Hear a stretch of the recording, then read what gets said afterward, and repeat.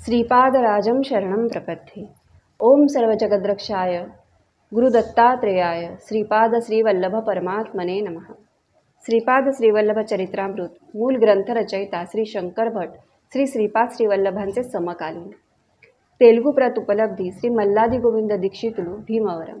मराठी अनुवाद श्री हरिभाऊ जोशी निटूरकर भाऊ महाराज हैदराबाद। आपण श्रीपाद श्रीवल्लभ चरित्रामृत ग्रंथाचं पठण करतोय। आत्तापर्यंत आपले 28 अध्याय पूर्ण झालेले आहेत। आपण अध्याय पठणापूर्वी अध्याय पठणाचं फल ऐकतो। 29व्या अध्याय पठणाचं फल आहे पितृदेवतांचे आशीर्वाद। नमस्कार, मी सौ मृणाल मनोज गोखले। शिवाय चॅनलवर आपलं मनापासून स्वागत। शिवाय चॅनलवर आपण अशाच आध्यात्मिक पोथी आणि पुस्तकांचं वाचन करतो।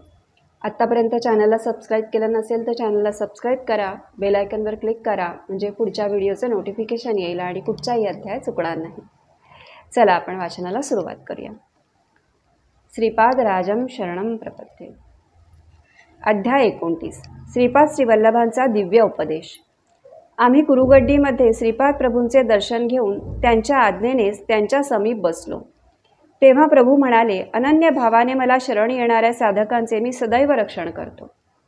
हे श्रोते हो, हा देशकाल माझ्या हातातील चेंडूप्रमाणे आहे।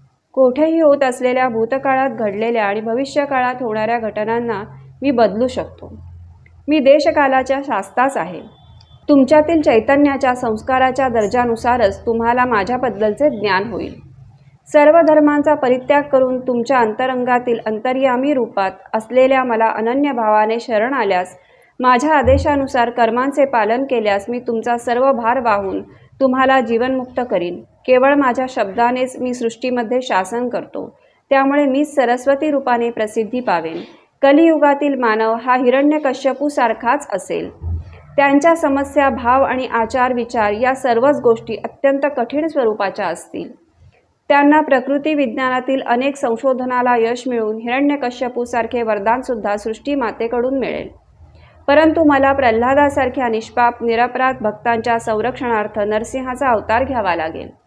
यासाठी मी नृसिंह सरस्वती या नामरूपाने अजून एक दिव्य अवतार घेऊन गंधर्वपूर नगरीत प्रसिद्ध होईन। एवढे बोलून श्रीपाद प्रभू ध्यानस्थ झाले आणि त्यांनी आम्हास सुद्धा ध्यानास बसण्यास सांगितले। श्रीपाद श्रीवल्लभांचा जय जयकार।